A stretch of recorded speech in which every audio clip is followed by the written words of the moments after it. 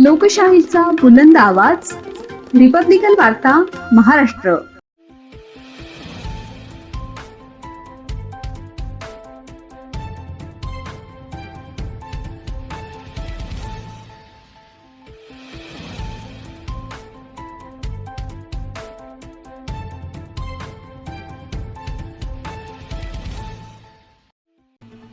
चौका घाटात एक पुरुष गळफास घेतलेल्या अवस्थेत आढळला.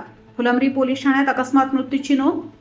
फुलंब्री पोलीस ठाणे हद्दीतील चौका घाटाच्या डोंगरामध्ये एक अनोळखी पुरुष इसम झाडाला गळफास घेतलेल्या अवस्थेत आहे, अशी माहिती पोलिसांना मिळताच तात्काळ घटनास्थळी दाखल झाले.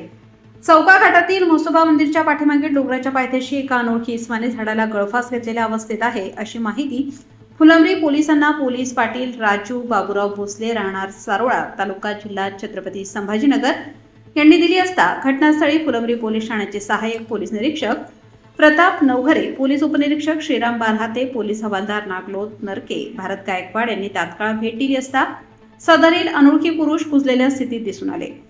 सदर मयत याच्या खिशात मिळून आलेल्या कागदपत्रांच्या आधारे चौकशी केली असता सदर अनोळखी व्यक्तीचे नाव संदीप पांडुरंग दौड, वय 28 वर्ष, राहणार पानवडोद, तालुका सिल्लोड, जिल्हा छत्रपती संभाजीनगर येथील असल्याचे निष्पन्न झाले.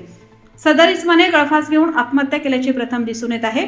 त्याच्या नातेवाईकांनी सदर प्रेत ओळखल्यानंतर प्रेतावर फुलंब्री ग्रामीण रुग्णालय येथे शवविच्छेदन करून मृतदेह नातेवाईकांच्या ताब्यात देण्यात आले व फुलंब्री पोलीस ठाण्यात अकस्मात मृत्यू क्रमांक 68/2026 कलम 194 भारतीय नागरिक सुरक्षा संहिताप्रमाणे दाखल करण्यात आला आहे.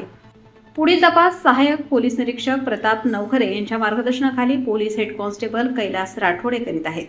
रिपब्लिकन वार्ता, Maharashtra वृत्तवाहिनीसाठी Aurangabad, Marathwada उपसंपादक Akbar Shah. Subscribe now and press the bell icon. Never miss an update.